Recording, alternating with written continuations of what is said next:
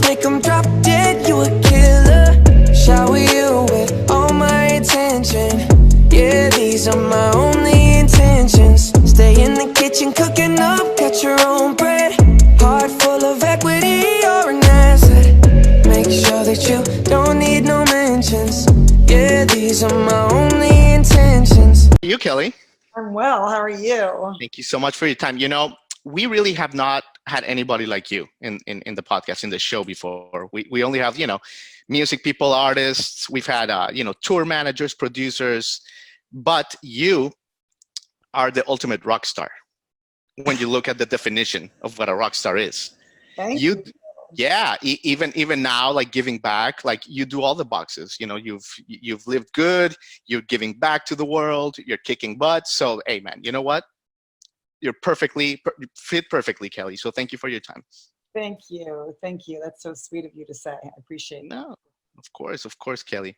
Yeah. So I want to talk to you a little bit about your career. Want to finish up with your latest podcast and your latest projects. But first of all, before we go back to the beginning and all that, I do want to ask you, how are you? How have the past 2+ months been for you with Thetis and C and everybody? I mean, it's been tough for everybody. I mean, not just for me and my kids, but obviously for everyone across all over the world. I mean, being in quarantine hasn't been that simple, not being able to be with your friends and family, not being able to do the things that you love, kind of having to reinvent yourself, money being an issue. I mean, I think it's been really a hard time for the world as a whole. And, what I really think is so amazing is that there's been two kinds of people. So there's been the kind of people that are like complaining and, saying like how horrible their life is. And there's the other kind of people that are really being proactive and doing the things that they can do like on their level. So for example, with my girls and I, we're not in New York City. And the minute that, COVID-19 hit New York City, my youngest daughter was in New York. I immediately took her out.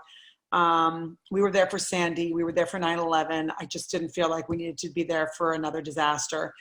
And, it's just been fascinating to see, like, even that we're so far away, we are proactively promoting Food Bank to make sure that everybody realizes that, you can have a free meal every single day with their Get and Go program. So that's been really important to us. And there's been so many people on like such incredible big levels, like the Kardashians are doing things on, such massive levels to help others. And it's just been fascinating to see, the level of care that, everyone has been giving to others. I really appreciate that so much.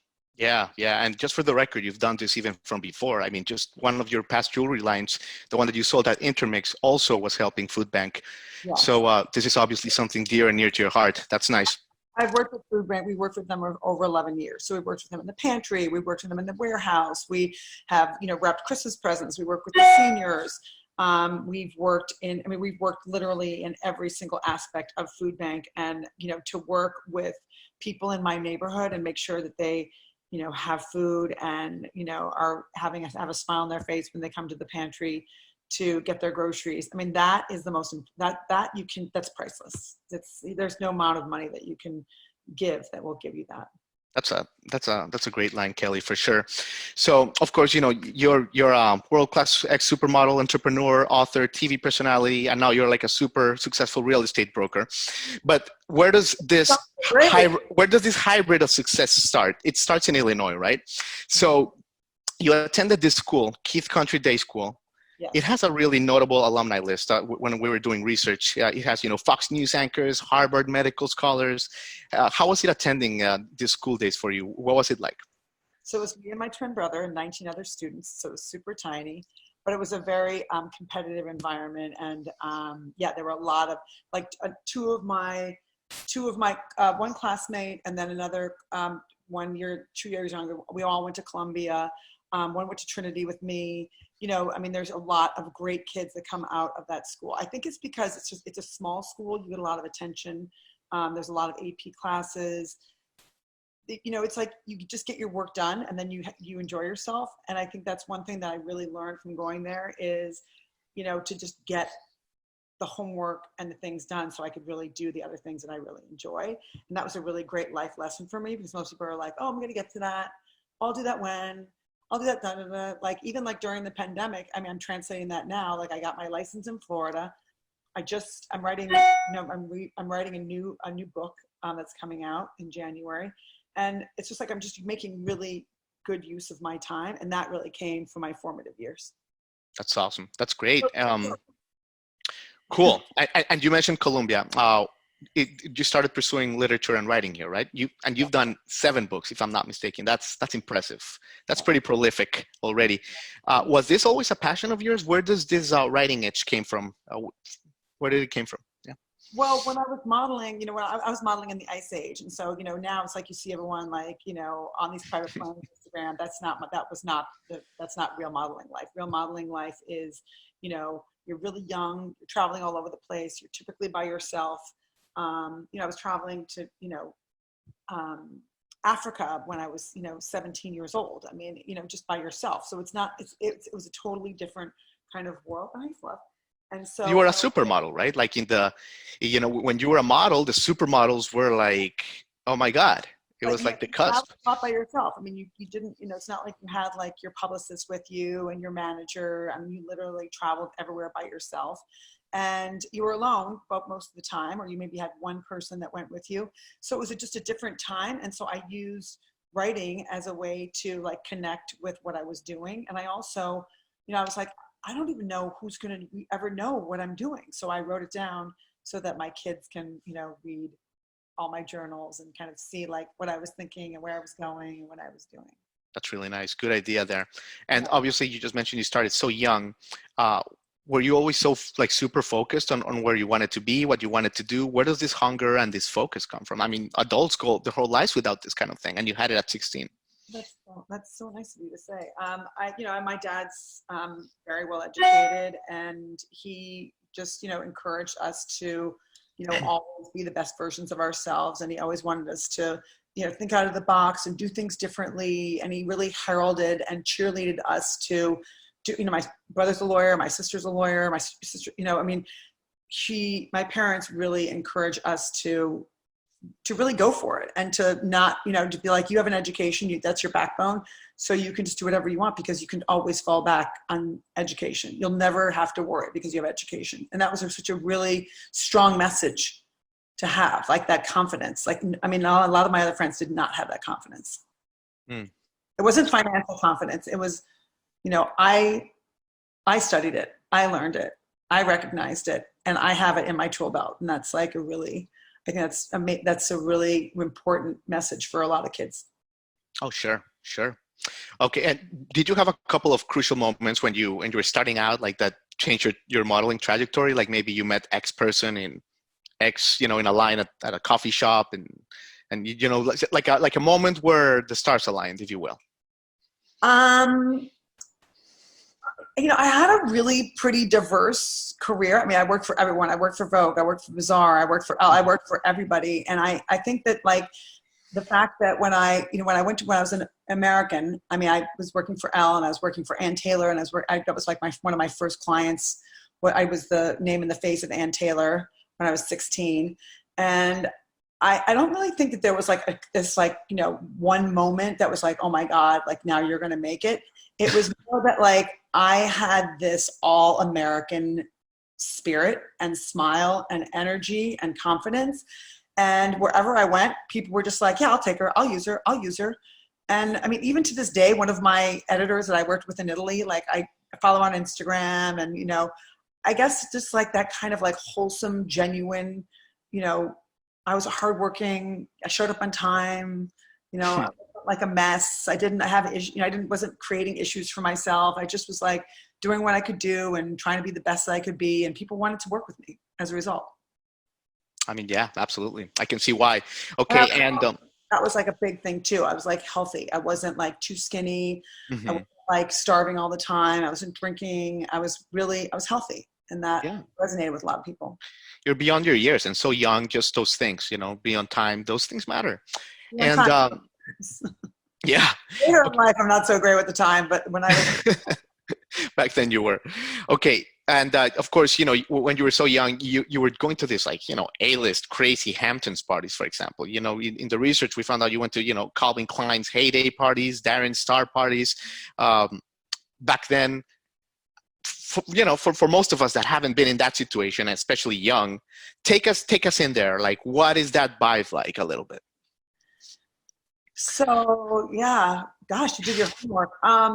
So yeah, I mean, these parties were just, you know, you just walk into these beautiful, epic homes with, you know, a sea of like the most amazing food you've ever seen, and like the most handsome and beautiful men and women serving food, and just like literally you would walk around and it would be like literally everybody.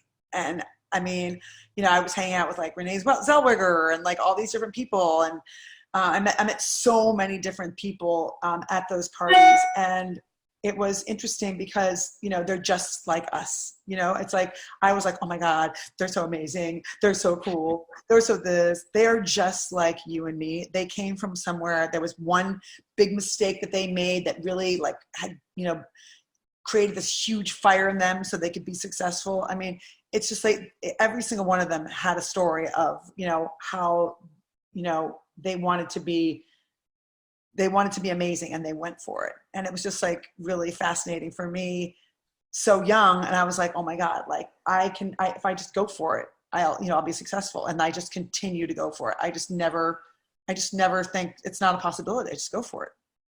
Kelly, I think you should add like another line to your resume. It's like life coach, motivational inspiration. Because like after this talk, I'm ready to like break the glass. I think people are gonna go and pursue their dreams. It's like amazing. No, but I really believe that. Yeah, it's true. No, I really, really, really believe that. And it's like, I've had a career of people telling me no. And so I was like, oh, okay, you don't want me to do it? Well, I'll just do it this way, and just doing it. Like, I've just never been the kind of person that will allow anyone to tell me no, because I would just figure out another way to do it. And not because I knew people that were rich and famous, just because I was a doer. And also little things like, you know, someone would invite me someplace, I would write them a thank you note. And they would be like, oh, I really appreciate that. And people would comment on it and be like, you know, she went out of her way to write a thank you note. It's little things like that that keep you in people's forefront of their minds. Like, you know, every January, like I just write like little emails, like, you know, hey, checking in, hope you guys are great. You know, I don't write like, give me a job, help me. It's more like, you know, I'm just checking in to see like, you know, how I can help you, you know, whatever you're doing. And I think when you like switch the gears, I mean, everyone is so obsessed with like, you know, making that money, and when I make $1 million, and instead of just like trying to every single day do something that's going to put themselves out there so people are going to see them in a different way. Yeah. So pivoting a little bit from modeling, you know, you started doing a bunch of really, really great stuff. Like we mentioned, jewelry design, for example, books. You started in TV. Let me ask you for a second about jewelry design. You've done, I think, 5 lines of jewelry design. 7. There you go. Apologies. So when you start a new one, do you get inspired like when an artist gets inspired to do a new album cycle? You know, like how does like a new line inspiration process comes from? So the genesis of my jewelry lines, I actually started making these friendship bracelets in Lake Geneva, Wisconsin when I was 15 years old, just kind of like a new way, and I made them out of fishing lures. And then when I started traveling, I was wearing these little bracelets and I was making them for all my friends. And then when I was traveling, I would like find all these amazing medallions. And so I started adding the medallions onto the fishing lure necklaces. And that's when they really became something. So, you know, you're asking me like what inspires me, but the more important question is like, I wasn't making jewelry. I was doing something I love, and I was intrigued by something else, and other people liked it, and so then I sold it. So it's like a different kind of mindset. It's like exactly what we were talking about just 5 minutes before. Like, I'm not the kind of person that's like, oh, I'm going to sit here and draw something, because that's not who I am. I'm a synthesizer. I mean, if I could draw, you know, I would be, you know, doing other things, but that's not what I do. I'm a synthesizer of you know, culture, of, you know, I see beautiful things, I just put them together, and then people are always asking me, how did you do that? Where'd that come from? I want one. And then I just, you know, make more and sell them. Yeah. I mean, that was really fun too when I was on HSN selling my 7th line. So my first line was at Barney's, my second line was at Bergdorf Goodman, And then my seventh line was HSN. And the storytelling of the first line at Barney's and the storytelling of the seventh line at HSN were the exact same storytelling. Mm. You know, I wanted to bring my bohemian vibe to every woman all over the world. And, you know, they may not be able to buy the little medallions that I had, you know, found when I was like in Panarea, Italy, but I can recreate those medallions so that every single woman can have that kind of carefree vibe, or that kind of you know, storytelling, like, oh, I bought this necklace from Kelly that she bought when she got in Italy, and I love Italy so much. And then I mixed it up with one of my crosses, and then I mixed it up with, you know, the peace sign, or my, you know, my dog's paw, or whatever it is. Like, jewelry is a really good way of creating storytelling about like things that you really care about. You're wearing them on your neck. That's like major real estate. So it was just really fun for me to bring that line from, you know, Lake Geneva, Wisconsin to Barney's all the way to HSN. That's formidable. Okay, and let me ask you a little bit about your as an author. You're a prolific author, basically, and you've done a couple of, you know, in the Spirit series books, which are really beautiful. The ones with the Hamptons, very nice. 1 and 2, a sequel, which is rare. That means they were very good and very popular. Where did the idea to write a book about the Hamptons came from? Obviously, you love the Hamptons. You're synonymous with it. But tell us a little bit about your writing and your writing process. So we just talked about this on my daughter and I just have this new podcast called KKB Loves blah, blah, blah, blah, blah. And we talk about writing, you know, her love of books because she's a great reader. And so we're talking. I just want to clarify, that's the name, KB, blah, blah, blah, like the words blah. KKB Loves blah, blah, blah, blah, blah, blah. Okay, you weren't just saying blah, blah, blah. Yeah, no, okay. It's clarifying. Blah, blah, blah, blah. Yeah, it's all about like, blah, blah, blah, blah, because that's what people are always talking about, you know, blah, blah, whatever. Perfect. So I thought that was like a kind of a funny, cheeky podcast, especially since she's 19 and I'm 52. It's like a fun way of like talking about different things. But anyway, so we were talking about In the Spirit of the Hamptons. In the Spirit of the Hamptons came from, I was very young. I was 22 years old and I was writing for Hamptons Magazine. And I was trying to figure out a way. My editor-in-chief gave me this huge list of all these different people to call for advertisers to go in and meet them and just say, hi, I'm Kelly. Like, what can I do to help you? And so when I was going in to meet all these different advertisers, they were just saying, well, oh, we have this product and that product. And I was thinking to myself, okay, I work for Hamptons Magazine. I'm in New York City. How am I going to fuse the two where, you know, the readers, the demographic in the Hamptons are going to really want to see the product that I'm creating, that I'm focusing on, that comes from New York. Like, why would they do that? It's like the Hamptons is like a vacation destination. Who cares about like some men's shirt from, you know, some designer? And so I created this column called In the Spirit of, which was a column. People love numbers. People love to be in lists. And so I created this column called In the Spirit of, and it was a list of everything within a certain type. So I did In the Spirit of, you know, hedonism, in the spirit of green, in the spirit of Memorial Day weekend, in the spirit of the Hamptons. And so one of my, when Prosper Asseline was, you know, he was like, your columns are so great. Everyone wanted to be in the columns because they were a list. It was a small list of 20 items. And everybody wanted to be in it. And so Prosper Asseline is like, you need to write a book. And my ex-husband was like, she needs to write a book about in the spirit of the Hamptons, because she knows everyone in the Hamptons. I literally went and met every single person. I was like, oh, you're a pharmacist? Hi, I'm Kelly. Oh, you know, grow these amazing trees? I'm Kelly. Oh, you're a Bonnaker? I'm Kelly. I mean, I was literally going out there and meeting everyone because I wanted the Hamptons to respect me, but I also, because I already had the respect from New York, but I wanted the people in the Hamptons to respect me. And so I met all of them. And so I wrote this book that really kind of details the history of the Hamptons. I mean, it's like literally back to, you know, the 1600s. And that was not easy. That's not like, people are like, oh, I can write a book. Today, anyone can write a book. All you have to do is Google and like pull some images together and, you know, put some content together and it's a book.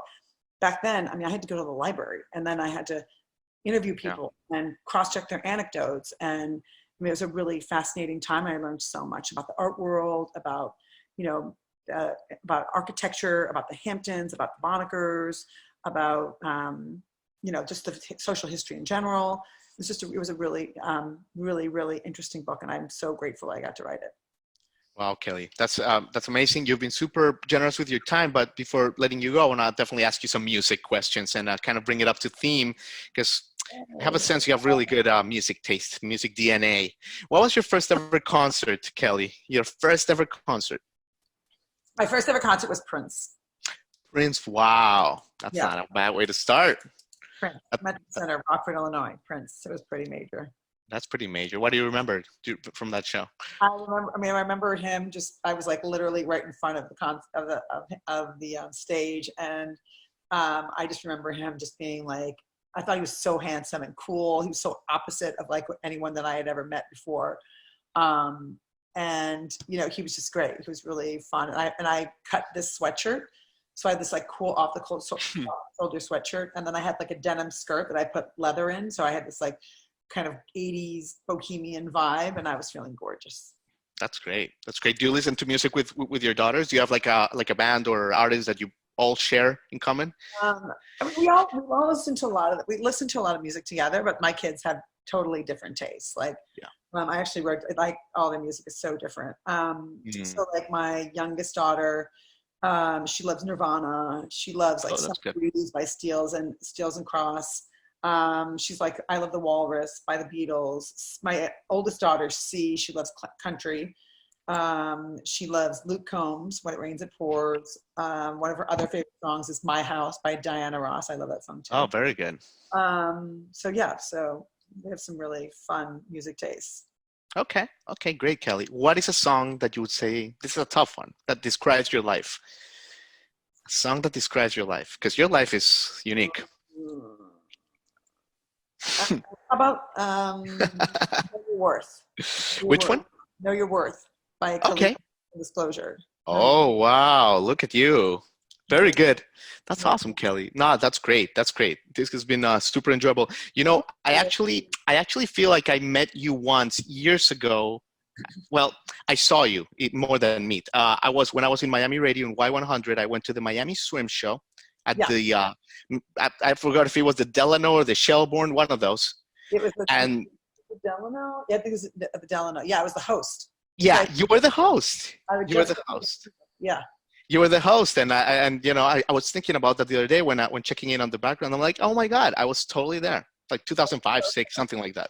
That's so funny. Yeah, I wrote it for Lycra. That was really that's awesome. That's great, Kelly. Kelly, this has been super enjoyable. I could talk to you for hours, days, weeks. This is awesome. I really appreciate all your research. It means a lot. No, of course. I mean, it's easy. You have such a prolific career. You've done so many things and so many things well. So it's very cool to talk to you, Kelly. Thank you so much for your time, and continue to stay safe. All right. Thank you. You too. All right. Take care. Bye. Bye.